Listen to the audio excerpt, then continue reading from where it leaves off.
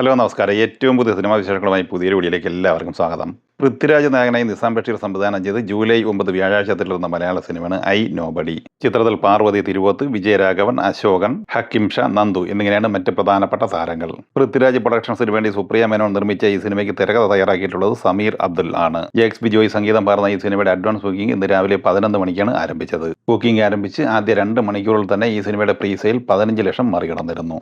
ഏറ്റവും ഒടുവിടുന്ന റിപ്പോർട്ട് അനുസരിച്ച് ഈ സിനിമയുടെ പ്രീസെയിൽ 25 ലക്ഷത്തിലേക്ക് അടുത്തുകൊണ്ടിരിക്കുകയാണ്.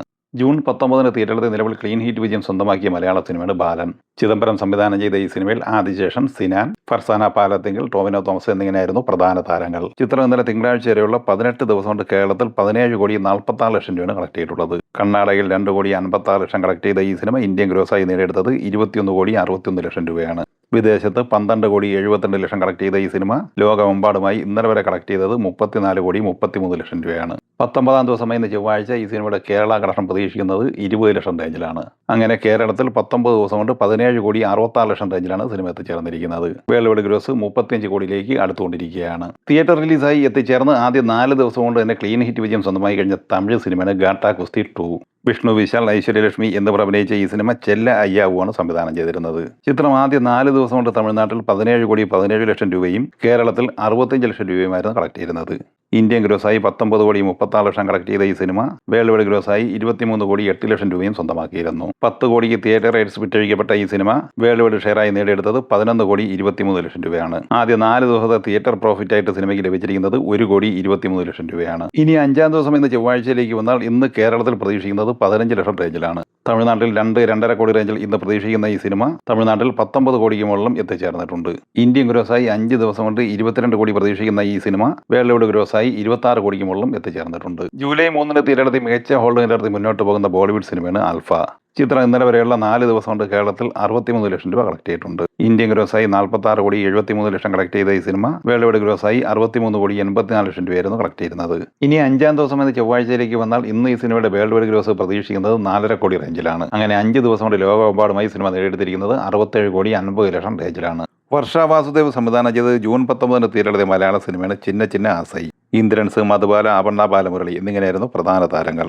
ഈ സിനിമ ഇന്നലെ തിങ്കളാഴ്ച കേരളത്തിൽ 3 ലക്ഷം രൂപ കളക്ട് ചെയ്തിട്ടുണ്ട്. അങ്ങനെ കേരള കളക്ഷനായി സിനിമ 2 കോടി 14 ലക്ഷം രൂപയാണ് കളക്ട് ചെയ്തിട്ടുള്ളത്. ഇന്ത്യൻ ഗ്രോസായി 2 കോടി 34 ലക്ഷം കളക്ട് ചെയ്ത ഈ സിനിമ വേൾഡ് വൈഡ് ഗ്രോസായി 18 ദിവസം കൊണ്ട് 2 കോടി 48 ലക്ഷം രൂപ നേടിയെടുത്തിട്ടുണ്ട്. ജൂൺ 25 തിയേറ്ററിലെത്തിയ മലയാള സിനിമയാണ് അനന്തങ്കാട്. GN കൃഷ്ണകുമാർ സംവിധാനം ചെയ്ത ഈ സിനിമയിൽ ആര്യ, മുരളി ഗോപി, വിജയരാഘവൻ, നിഖില വിമൽ, റജീന കസാൻഡ്ര എന്നിങ്ങനെയായിരുന്നു പ്രധാന താരങ്ങൾ. ഈ സിനിമ ഇന്നലെ തിങ്കളാഴ്ച കേരളത്തിൽ 4 ലക്ഷം രൂപ കളക്ട് ചെയ്തിട്ടുണ്ട്. അങ്ങനെ 12 ദിവസം കൊണ്ട് 2 കോടി 41 ലക്ഷം രൂപയാണ് കേരള കളക്ഷൻ. തമിഴ്നാട്ടിൽ 12 ദിവസം കൊണ്ട് 1 കോടി 78 ലക്ഷം കളക്ട് ചെയ്ത ഈ സിനിമ ഇന്ത്യൻ ഗ്രോസായി ഇന്നലെ വരെ നേടിയെടുത്തിരിക്കുന്നത് 4 കോടി 26 ലക്ഷം രൂപയാണ്.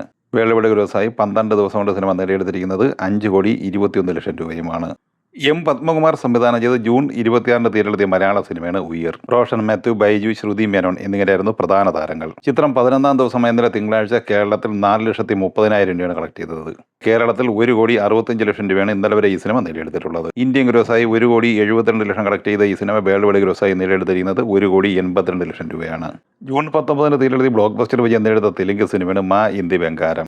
ചിത്രം ഇന്ത്യൻ ഗ്രോസായി 18 ദിവസം കൊണ്ട് നേടിയെടുത്തിരിക്കുന്നത് 74 കോടി 15 ലക്ഷം രൂപയാണ്. വിദേശത്ത് 23 കോടി 80 ലക്ഷം കളക്ട് ചെയ്ത ഈ സിനിമ ലോകമെമ്പാടുമായി 97 കോടി 95 ലക്ഷം രൂപ നേടിയെടുത്തിട്ടുണ്ട്. ജൂൺ 19 തിയേറ്ററിലെത്തിയ ബോളിവുഡ് സിനിമയാണ് കോക്ടെയിൽ 2.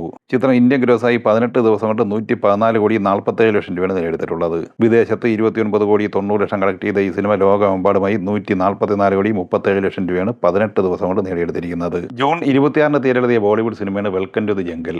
ചിത്രം ഇന്നലെ തിങ്കളാഴ്ച വരെയുള്ള 11 ദിവസം കൊണ്ട് ഇന്ത്യൻ ഗ്രോസായി 140 കോടി 88 ലക്ഷം രൂപ സ്വന്തമാക്കിയിട്ടുണ്ട്.